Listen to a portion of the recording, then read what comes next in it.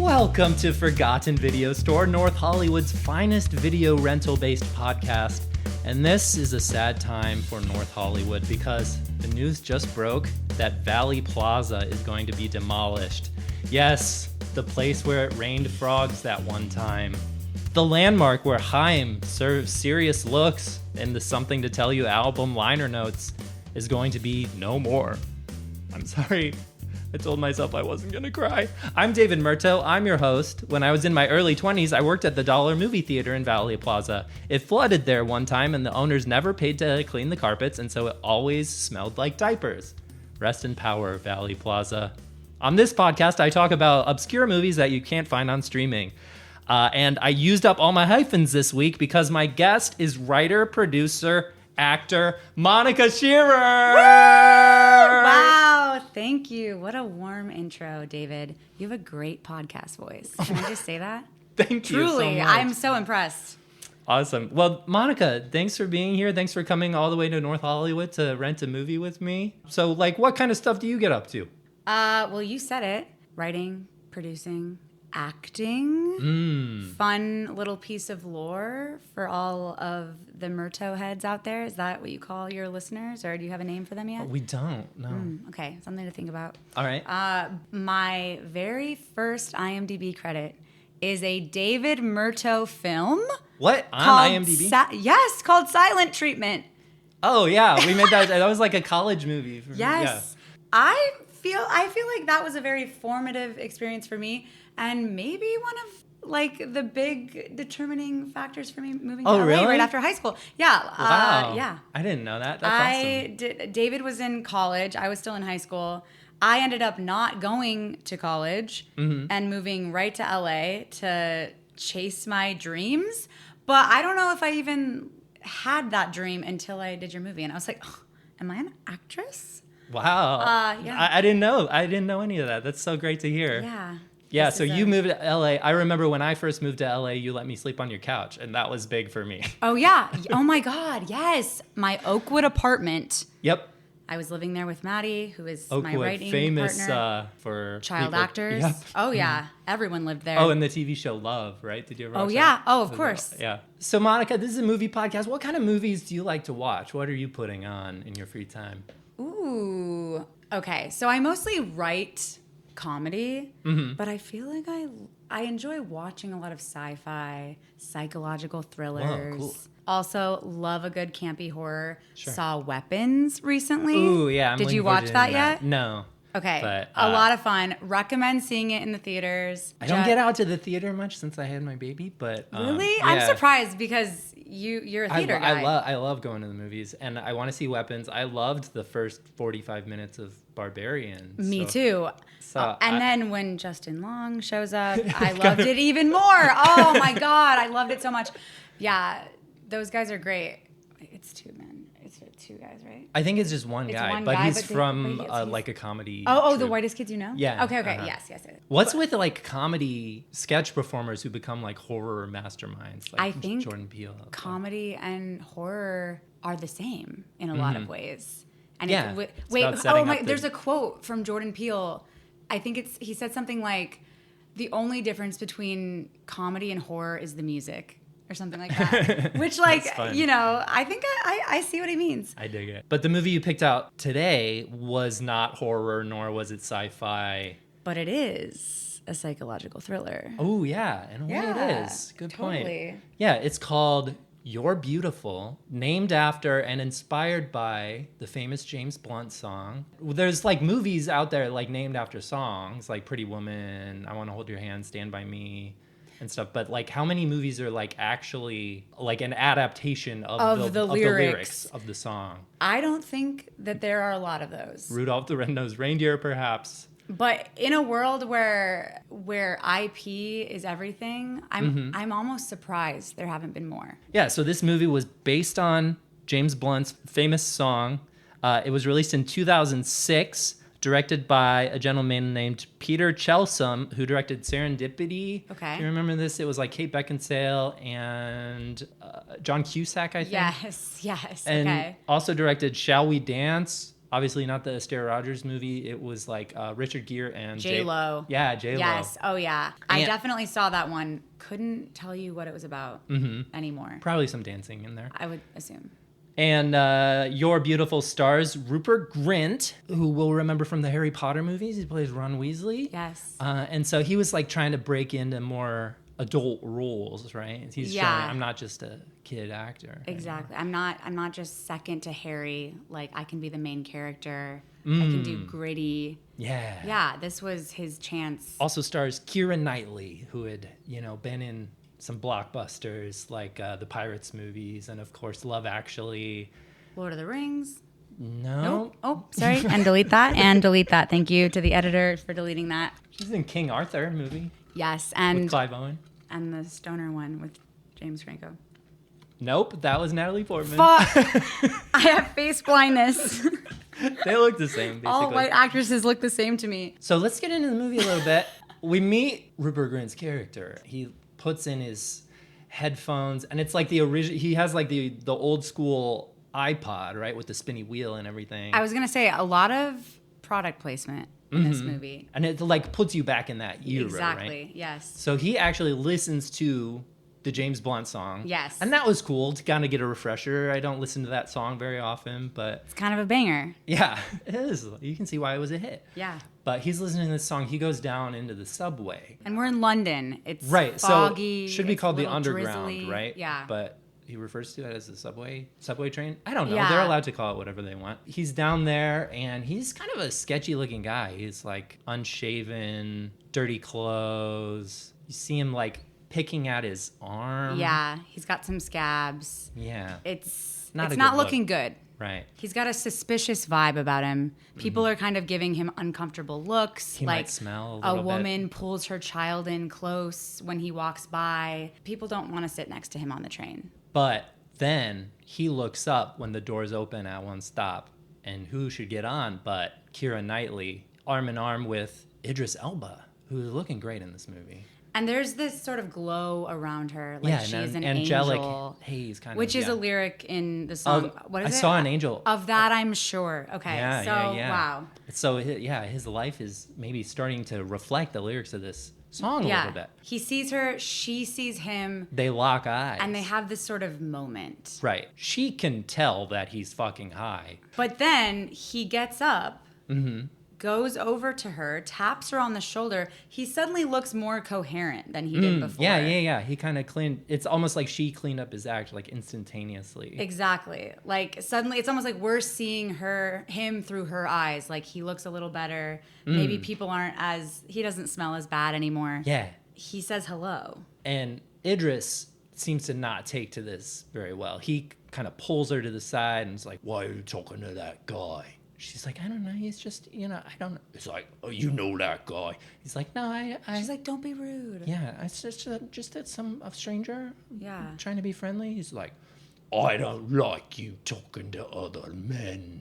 So he pulls her away, and Rupert Grint, like, they have like a slow motion kind of where you see Idris like pulling her away, and Rupert Grint looks at her longingly. Yeah. They get off a couple stops later. Idris is like yanking at her arm, and she's like, I'm coming, you don't need to." And he's like, "Well, keep up." He sees this, and he's thinking, this angel, she deserves better.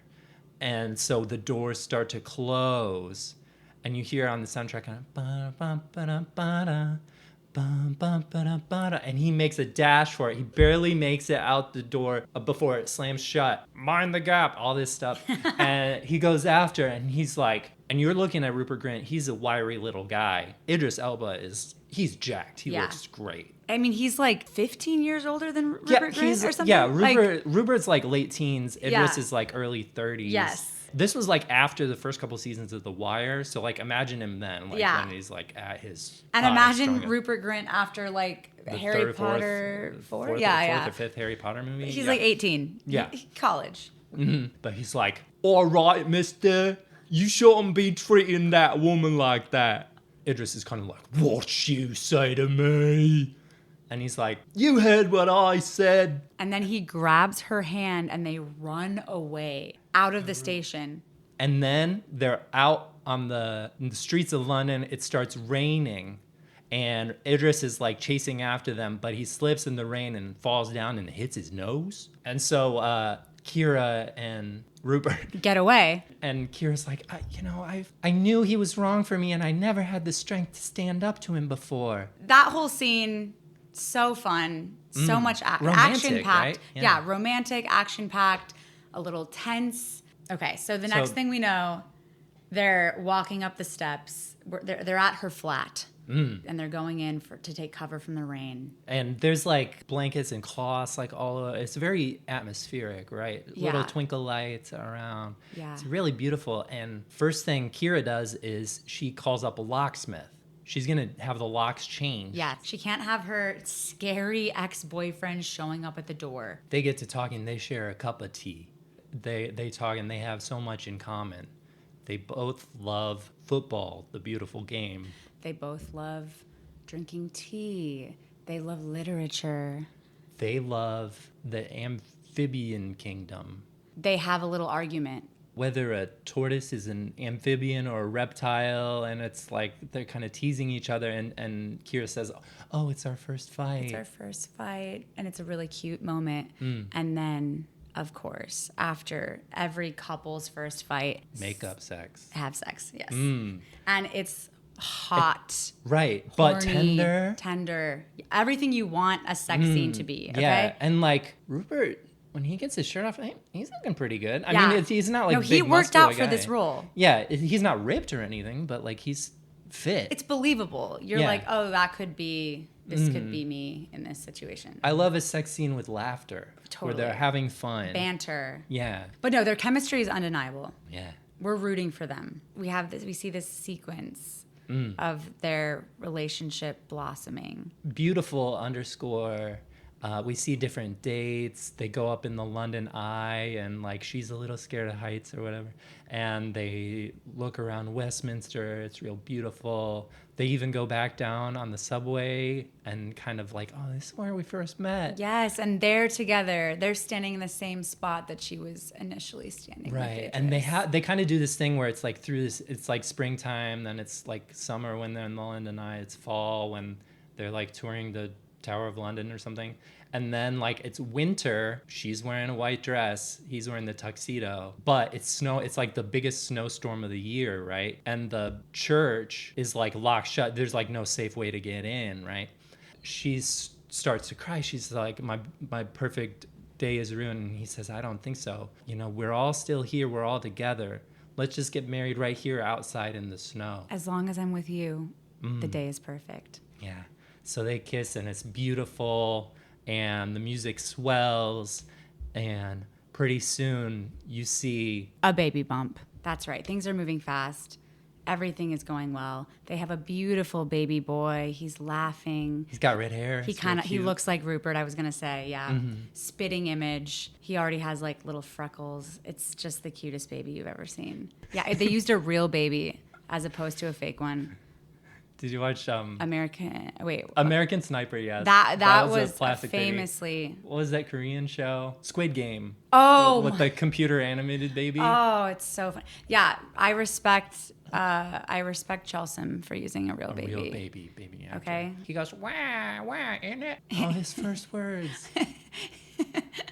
Yeah, I was gonna say too, like that sequence of them around London. It's like almost like a tourism ad. It's like you're seeing all the sights. You've been to London? No. I've been a couple times. I loved it.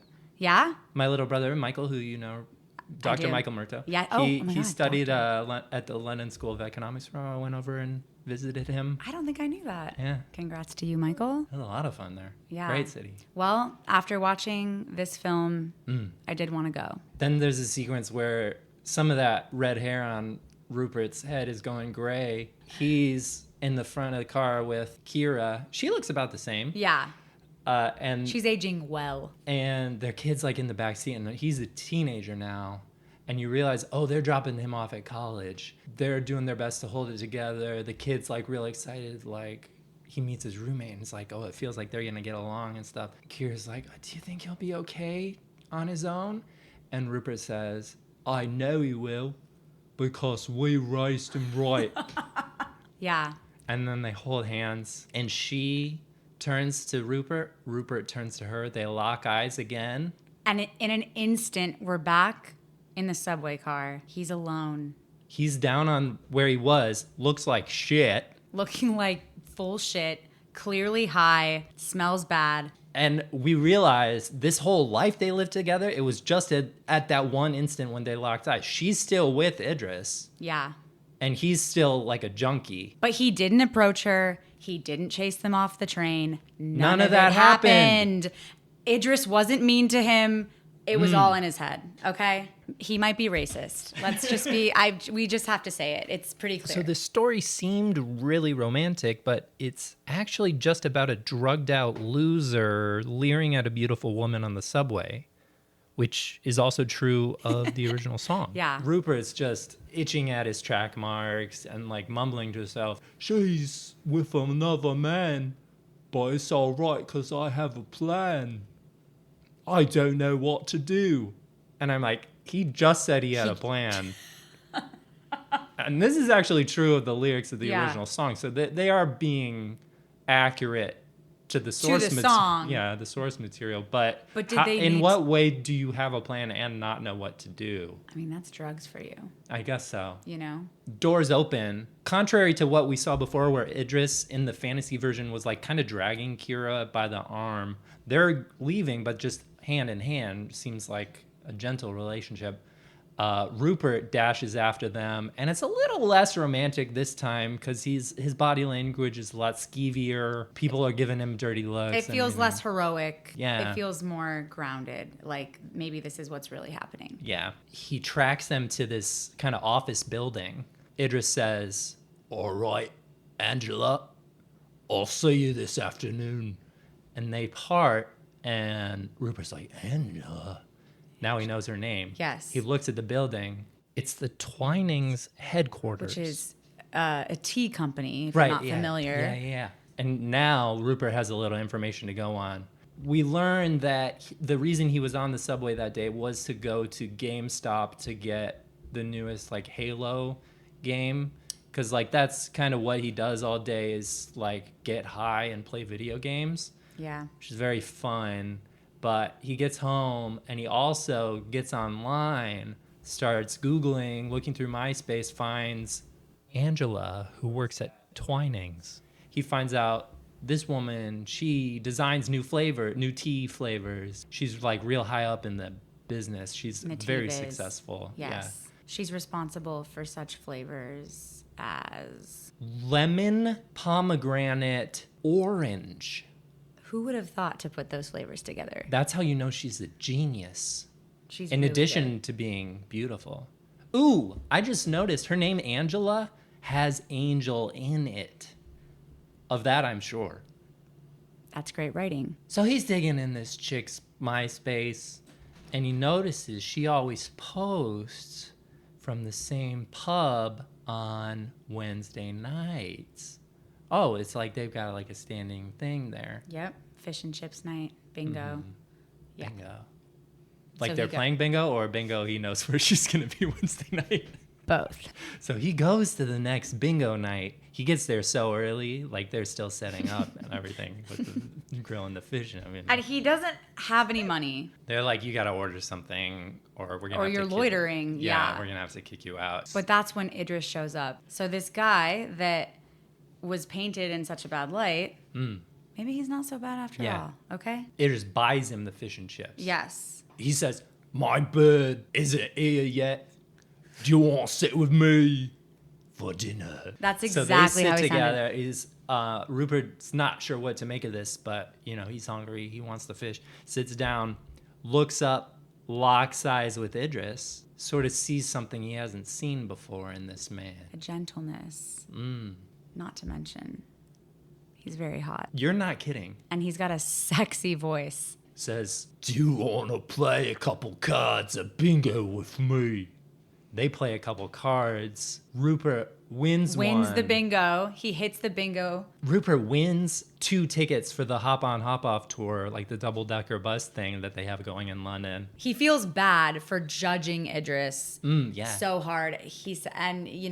Idris just bought him dinner and all this stuff. So he's like, I don't have anyone to take on this tour with me. Maybe you want to see the sights of London. Idris like, I lived here for years.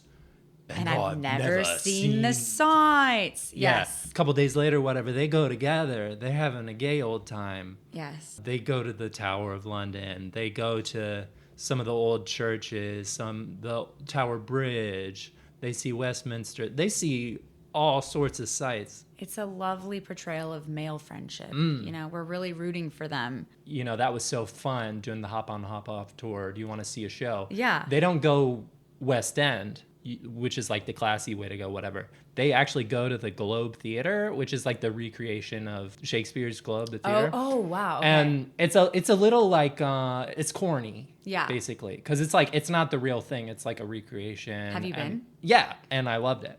But like, they go and they you can pay like a fortune for like the seats, but there's also like the groundlings area where you have to stand and everything. Okay. And it gets real crowded. So they're close. They're close, and they kind of brush hands a little bit. Yeah. And they don't move away. They both lean in. see the look on each other's faces. They lean in. And they start, intentionally like rubbing hands a little bit. Like, oh, I think there's something there. Did you see this coming when we were watching? Were you like, not at all? Did you call it? No. This felt like a big twist. I loved this. My rating went up when this happened. Mm-hmm. They have sparks this, fly. Yeah, moment. sparks are flying at the Globe Theater, as they do. Yeah. And they're seeing King Lear. At one point, Gloucester's eyes get ripped out and tossed on stage. And Rupert kind of takes that as an opportunity to kind of like pretend he's scared. So like Idris like puts his arm around him. It's all, it's all right. And that's real cute. Intermission comes. Idris leans over to Rupert and he's like, "This play is really long. Do you want to get out of here?" Long. It's a 4-hour play. And Rupert's like, "But the tickets were so expensive." Idris is like, "I don't give a damn." He says it was worth every pound for what I've experienced already. So hand in hand, they run out of the theater into the snowy street. And they have their first kiss. And then this launches us into another love montage. That very similar to the first one. I was going to say it kind of parallels what we saw with Keira Knightley, but it's with Idris. Yeah. And I, again, did not see this coming. No. It was even the bisexuality sexier for me. Visibility. Yeah. Yeah, no, it was sexier. Are you kidding? It's Idris. And then like their sex scene was interesting because they're together in the flat. In the same flat. And But Keira's the one who moved out this time. Right. Yeah. Same flat, different vibe. It has Idris's style. So it's not as bohemian. There's artwork on the walls instead of maybe like blankets. Exactly. Cool as hell. They start He's to got kiss. Great taste in art. Yeah, and then Idris takes off his shirt and he's looking really good. And Rupert, they take a moment to say like, "Oh, I've never done this before with a man," and Idris is like, "Well, I've never done it before either, but I reckon together we can figure it out." But it was really romantic, actually. It was. And sweet. It's good to be vulnerable with someone like that. Yeah. It's really nice. Also, did we talk about the score yet? Like the chorus of You're Beautiful is just... Yeah, it's kind of woven throughout. But always like with different instruments playing it. So it's just sort of this... Harp. Motif. Yeah. Horns. Yeah. Strings. Depending on even choral moments. Yeah. Sometimes. Really beautiful stuff. We kind of flash forward. We're at another wedding scene. Guess whose wedding? Idris and Rupert are getting married this time. And there's a really fun cameo in this scene that I actually didn't realize was a cameo until later because I don't know what James Blunt looks like. But it's him. It's him. He's the minister. And I don't know if this was like a studio ask or if he wanted to cameo in the movie. Maybe he wanted to play the lead, but he... Probably, but he's not an accomplished actor like Rupert Grint. Rupert is hotter right now. Although James Blunt was pretty... He was hot on top of in the 2006. Did he have any other big songs? Yeah, he was not a one-hit wonder. Okay, because I thought he was a one-hit wonder. To me, David said he's actually a two-hit wonder. He's a two-hit wonder, and his second hit is on the tip of my tongue, and it is the one where it's like, "Goodbye, my lover. Goodbye, my friend. You have been the one. You have been the one for me. Goodbye, my lover. Goodbye, my friend. Okay, this is ringing a bell, but you have been the one for me. It's like that. I don't know if I know that song. Okay. To you, he remains a one-hit wonder? To me, he is a one-hit wonder, but I'm going to look that up. Hopefully they make a movie of that one day. Okay, so James Blunt is the minister. He's marrying them in a similar but slightly different scene. Kira's there. We see her in the crowd. She's smiling. Proud of them. She's proud of them. She's happy for them. They both came out. And it's this sort of joyful, happy moment. Happy it kind of flashes forward yeah. again, and it looks like have 2 kids through a surrogate. Maybe each of them is apparently the biological father of one of the 2 kids, but they love each one equally. Totally. One little black boy, one little redhead. Mini Idris, mini Rupert. Cute as can be. Adorable. Real kids, not CGI. The kids are playing together. They get along. It's this happy family. We see them argue a little bit. Like but they live in a happy home overall. The kids are like at one point say like, "Oh, I hate you" in the midst of a fight, and both dads come up and it's like, "We don't say that to each other. We all love each other forever."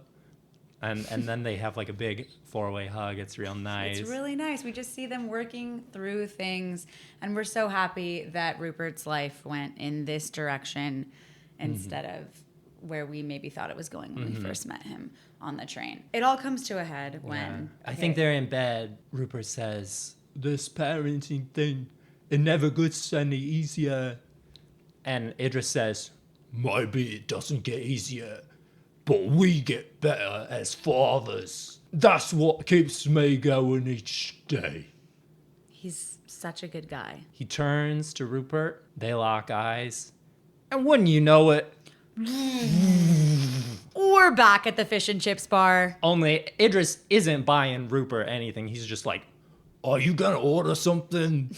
Rupert kind of awkwardly just shuffles to the side, and they don't actually interact or anything. At all. This is confusing. What we're kind of seeing is Rupert's just like a weird drug addict who occasionally locks eyes with people and fantasizes. Is that what I'm led to believe about like these beautiful lives together?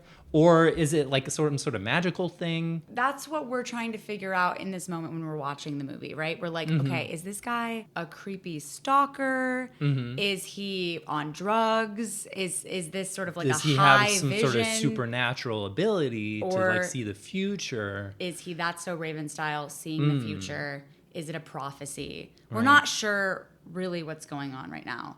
But it's meant to be confusing. Right. But in the context of like what reality is, this is just a guy who saw a beautiful woman on the subway, fantasized about her, stalked her, accidentally met up with the guy in the pub, fantasized about him. And that's all that's happened in the real world in this movie, right?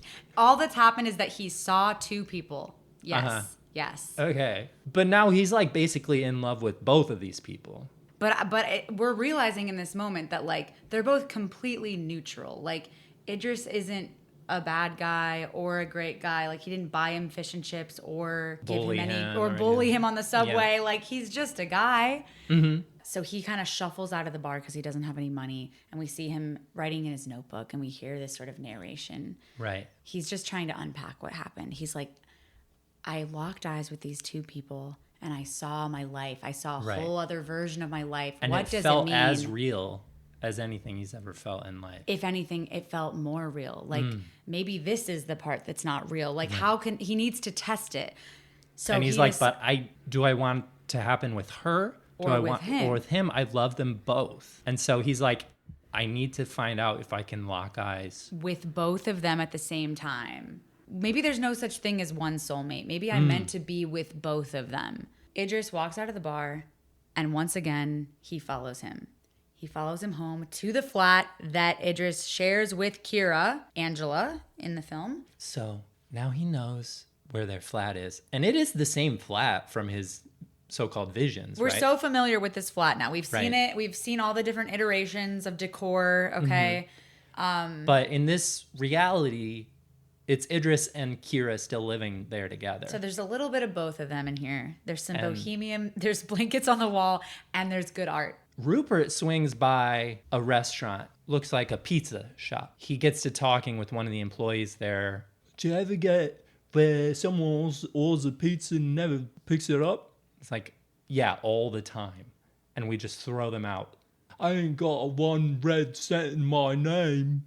Maybe I could have one of that. And this kind of stuff. So he arranges to get a pizza for free from the pizza shop, which he does. Takes it up to the flat. Knocks. Keeps his head down. We're not sure why yet. But he keeps his head down. Idris opens the door. It's like, oh, your pizza's here. He's like, we didn't order the pizza, everything. And he's like, I would just have to get ready if maybe you want the pizza. And Idris calls Kira up. She goes, and now both of them are standing here. And we see Rupert cross his eyes, right? So he can look in two directions He's trying to make eye contact with both of them at the same time. Which is physically impossible, I think. I think if you cross your eyes, why not? I feel like I can't make eye contact with anyone when I'm crossing my eyes. Yeah, but he defies all nature. Yeah. And he does it. They look up. Which, they used like a special effect on his eyes, and they just kind of went like, and you see this sort of like fun effect. Combo with vision. Yeah. Yeah. And so he's locked eyes with both of them. And Kira basically says like, we can't eat this whole pizza ourselves. Why don't you come in and have a couple slices with us? And it turns into... I've never seen a situation like this where a pizza man is seduced by the people he's delivering. I've never seen anything like this. Completely alien to me. Very original idea. But we know that Rupert has chemistry with Kira and Idris. We've seen it in two different realities. But my, oh my...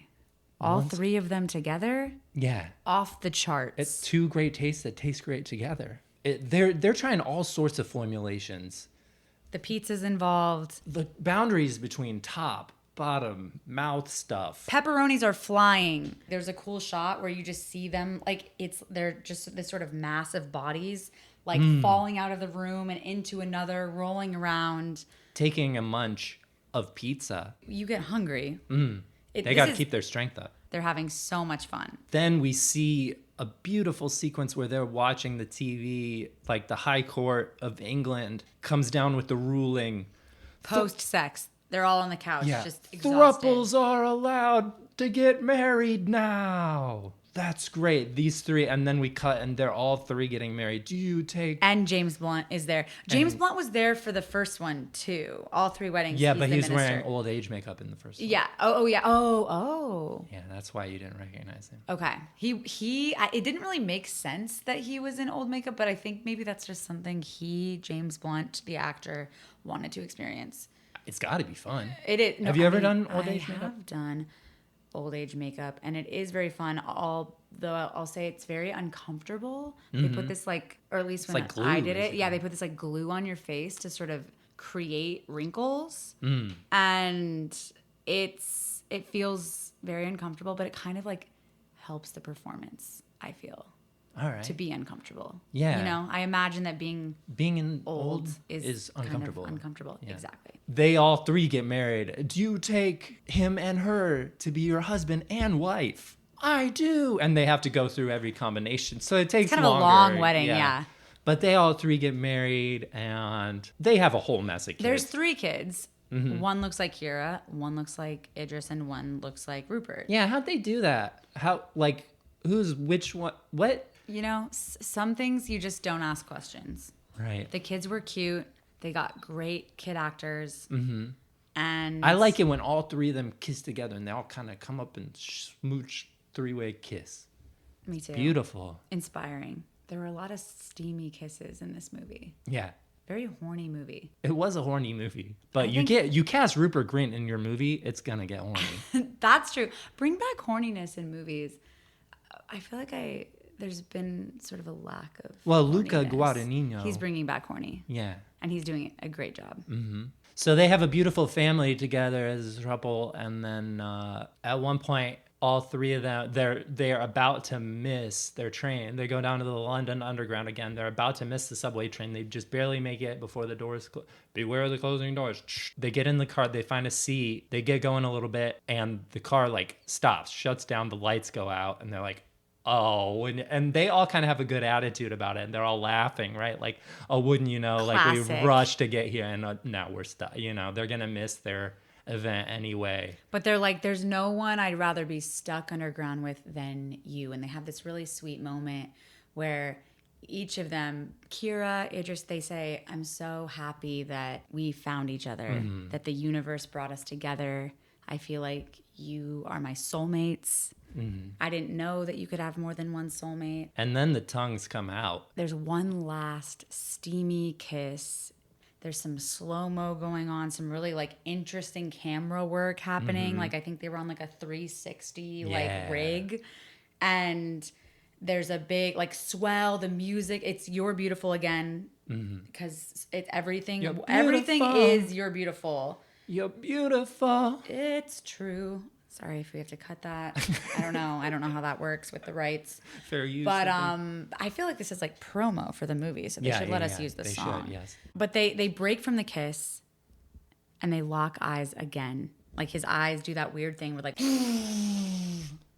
We're back. He's outside their door with the pizza, and Idris is basically saying, look, we're not interested. Just leave us alone. Closes the door. We see he's back to his own pathetic life where he's just a broke loser. And not just a broke loser. He is stalking them. We see him sort of like shuffle around to the side of the house. Try to peek He's in the peeking in the window. windows. He's watching them live their life. And there's this really sad moment where like we see Kira and Idris, they have their own kids. They're canoodling and they're cooking dinner together. They didn't order a pizza. Like their house is beautiful and warm and full of love. And they don't know who he is. Yeah. They never even learn his name. They didn't even see him on the train. Like he's just some drug addict that like lives underground for all they know. And it's just this really lonely, sad moment where we realize that none of it was real and that there's really no possibility of it ever being real for him. And it made me, I think I heard a quote once that like a movie can be like an empathy stimulant. And it made me like rethink all the like druggy losers in my life and think like, you know, maybe they have a heart too and they're going through something I don't understand. Yeah. I teared up at this moment. So he's like in a bush, sort of watching them do life for kind of a long time. Yeah, like they gray up his hair a little bit again. So years go by. He's just watching them. He's watching their kids grow. At one point, we see like his shitty apartment, and he has like pictures of them printed out and like hung all over the walls. He knows all the kids' names, what they're up to. There's needles. Like they made it very dark. So he's watching them through the window. And at the sort of most heartbreaking moment of it all, he trips and falls into the house, making this big, loud noise. And they look to him. They see him in the window. And they're like, what the hell? Is that guy we always see in the train station? Why is he watching us? And Kira calls 999. For those who don't know, for those of us who have never been to London, that is London for 911. Yeah. And the coppers show up. The bobbies. Immediately, as they do in other countries. And they take him away. They arrest him. Oh, yeah. So the bobbies are kind of dragging him away. And he's like, no, I need to see Idris and Kira one more time.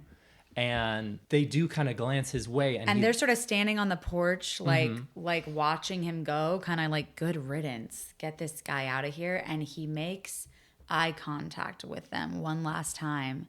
Like yearning for something. He's like wants that moment to happen. And it doesn't happen. Nothing. And they close him into the back of the car. And we see him sort of staring through the foggy back window as the cop car fades into the distance. But then he looks up into the rear view mirror, locks eyes with the cop. You're beautiful. You're beautiful. And the cop is like, you know what? No harm done. Do you want to maybe grab a pint with me? And the movie ends. Credits.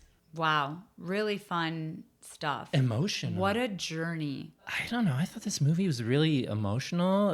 It had a good performances. Why wasn't this a hit? Huge cast, big budget for effects. Okay, so I heard that there was some turnover at the top of the studio. Okay. The president left. Sure. And a new guy comes in, and word on the street is that he's related to Chris Martin of Coldplay. Yes. Oh, and you know Chris Martin and James Blunt, fierce enemies. Exactly. So he sees this movie on the slate. And by the way, like, it's about to come out. Like, there's this huge marketing budget for it. Like, the song is huge. It's like Batgirl style. Like, they had spent so much money on this movie already. And he says, I don't give a fuck. Like, we're axing it. We're shelving it. And like, it made a couple headlines. People talked about it for a second. But then it just, like, went away. Much like James Blunt. And so did James Blunt. Meanwhile, look at Chris Martin still making headlines. Hosting SNL this year. Like, how? Getting a CEO fired also. Remember that was cool. Oh my God, he's so powerful. And he's only gotten more powerful since 2006. So thanks, Chris. You ruined it for everyone. We could be watching this wonderful movie. Well, so it's thanks to Coldplay. Yeah. Really, that this movie didn't come out. Shout out to Forgotten Video Store for getting your hands on it. I don't know how you did it. Like, do they have Batgirl? Oh my God, you should do one on Batgirl. Oh, they probably have Batgirl, yeah. I'll ask next time I'm in if they have Batgirl. Definitely ask. Awesome. Thank you so much for picking that movie out. To wrap things up, I like to do something that's called plugs and rants. So like anything you want to promote, you'll have the opportunity to do that. And anything you want to rant about, get off your chest, you'll be able to do that too. And for me, I'd like to take this opportunity to promote hydration. It's best to stay hydrated. If you have a headache or something, why not try out a nice cup of clear and hydrate yourself? And for my rant, if I unsubscribe from your email list, I don't ever want to hear from you again. That includes sending a confirmation that I've unsubscribed. I don't want that. I don't need that. I want to forget about you forever. If I unsubscribe, then it's radio silence from you from now on. Amen to that rant. Thank you. I was just thinking about this yesterday. I unsubscribed from so many things, and they keep emailing, they keep texting. I was going to say a similar rant. Okay, think of a different one. It's been a slow 2 years work-wise, so I don't really have anything professional to plug off the top of my head. Okay. But I would like to plug going to Europe with your best friends, because I recently went on a European vacation with some of my besties, and it was so Where'd you go? Easy and fun. We went to Portugal. We went for a wedding. So that was sort of the inciting incident. And then we turned it into this whole long trip where we went. It was like more than 2 weeks. We went to Paris. We went to Lisbon. The wedding was on Madeira. What was the biggest wild card surprise that you liked? Okay, so I hadn't really done Europe at all as an adult. I went to Norway once in high school. I saved up my Cold Stone money and went to go visit my foreign exchange student friend. So I feel like it kind of barely counts. So it felt like my first real European vacation. And I was just tickled by everything we did. But we did go to Mallorca. It was another friend who'd been there. She was like, I've been wanting to go back. I want to take all of you. The beaches are stunning. And it was before everything got really busy and it was like the week before summer officially began. So it was just before everything gets super packed, and it was just stunning. And then you're splitting everything 4 or 5 ways. So it felt like we were having this we were living large, but it wasn't as expensive as I thought it was going to be. That's my plug. Europe. It's good that they're getting some press now. It just kind of felt right after this pod. We talked a lot about London. Haven't been. You gotta try it. Gotta go back. Okay, here's my rant. Okay. So I recently found out that you can see your Uber rating in the app. You like go as a writer. Yeah. Okay. So I've been using Uber since like 2014 when it came out. I did not know that I could see my own rating. And I don't know about you, but unless I feel like a driver is trying to kill me, I give them 5 stars. Like if my life is not in danger, Sure. I give them 5 stars. I've given 5 stars when my life was in danger. Even then, yeah. I feel kind of bad that Right. you had to drive Like me we're all somewhere. in this struggle together. Yes. Like let me do what I like can. it's been. I think I can remember like 2, maybe 3 times in like 10 years that I felt unsafe enough to give 1 star and like report someone. Sure. But every other time, 5 stars. Okay. I find out, you go to settings, it's like a bunch of different steps. My sister showed me how to do it. And you can see how many people have rated you 5 stars, 4 stars, 3 stars, 2 stars, 1 star. I had, not even joking, like hundreds of 3, 2, and 4 star ratings, like mid ratings. And I'm like, who is what are you ending not a ride going, be- pretty average rider, 3 stars. It's like if the money goes through, that should be 5 stars. Like what else do they need from you? I know, like they're just sitting there thinking like, oh, she smelled a little funny. I didn't like her perfume. Did you ruin the seats somehow? I wish she wouldn't have rolled the window down. So anyway, I was very offended by this. Yeah, I would be saw all the stars. You should look. I guarantee you will be offended. Okay, I'm pretty Everyone, offended. check it out. I could not believe how many people thought I was a mid-rider. A mid-passenger. That's a good rant. Thanks. Thank you. Awesome. Thank you so much, Monica, for coming to North Hollywood to the video store with me. It was a lot of fun. Good hang. Thank you so much for having me. See you next time. Thank you so much for listening to this episode of Forgotten Video Store. Hello, this is Bank of USA here regarding suspicious activities on U account. For your protection, we need you to tell all your friends about this podcast. This is a critical step to ensure the safety of your account. Thanks you for your cooperation. I'll be back in a week to discuss an animated movie that shows us what our clothes get up to when we're away from home. Wacky stuff. Intro and outro music is Funky Energy Loop by Kevin MacLeod, Incompetech.com, licensed under Creative Commons by Attribution 4.0. Okay, bye.